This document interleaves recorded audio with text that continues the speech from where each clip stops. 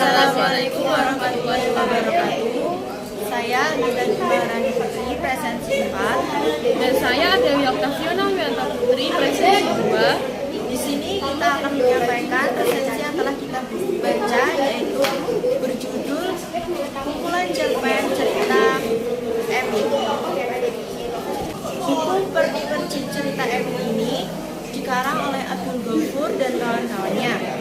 Lalu buku ini diterbitkan oleh Meja Tamu pada bulan Maret tahun 2017. Halaman pada buku ini yaitu 16 halaman kecil dan 382 halaman inti.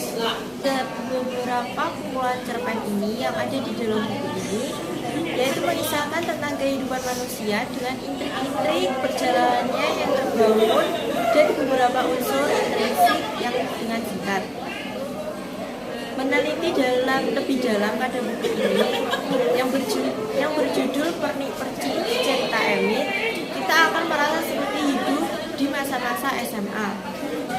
Menelisik lebih dalam dalam buku Perni-Perci Cerita Emi ini, kita dapat merasakan hidup di masa-masa SMA yang penuh dengan kegembiraan dan keindahan yang sangat menarik. Sajian cerita yang penuh dengan serba-serbi, cerita tentang anak kaum muda yang tergambar jelas sederet cerita mereka dalam buku Perni-Perci Cerita Emi ini. Alur yang terdapat dalam buku ini adalah maju mundur karena lebih dominan menceritakan tentang masa-masa SMA, yaitu masa-masa nostalgia.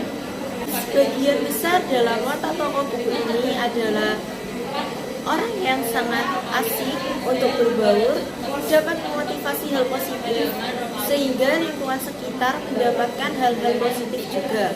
Memiliki sifat dewasa yang jahil ketika berkumpul bersama. Itulah beberapa hal yang terjadi pada masa-masa SMA. Pada kumpulan cerpen ini terdapat nilai budaya yang terkandung di dalamnya dengan adanya beberapa siswa yang rindu dengan akan masa-masa di SMA, sehingga mencaturkan kerinduannya dengan menyusunnya menjadi buku. Kelebihan dalam buku kumpulan cerpen ini yaitu mereka sebagai penulis utama, mereka mampu dan dapat menceritakannya dengan unsur-unsur pembangun sehingga para pembaca ini merasakan bahwa mereka bisa merasakan bahwa masa-masa SMA itu masa-masa yang paling indah. Kekurangan dari buku cerpen ini beberapa banyak yang ceritanya bukan tema dari masa-masa SMA, melainkan tema cerita yang lain. Gaya bahasa pada buku ini itu kurang dalam buku cerpen kumpulan cerita Emi, yaitu menggunakan majas alegori dan majas metafora. Saat buku pada kumpulan cerita ini, mereka bisa merasakan kembali bagaimana masa-masa mereka saat di SMA, walaupun mereka sudah kuliah, sudah menikah, dan bekerja.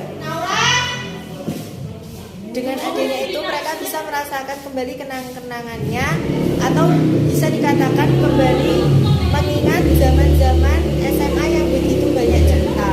Sekian penyampaian resensi dari buku yang kami baca. Terima kasih. Wassalamualaikum warahmatullahi wabarakatuh.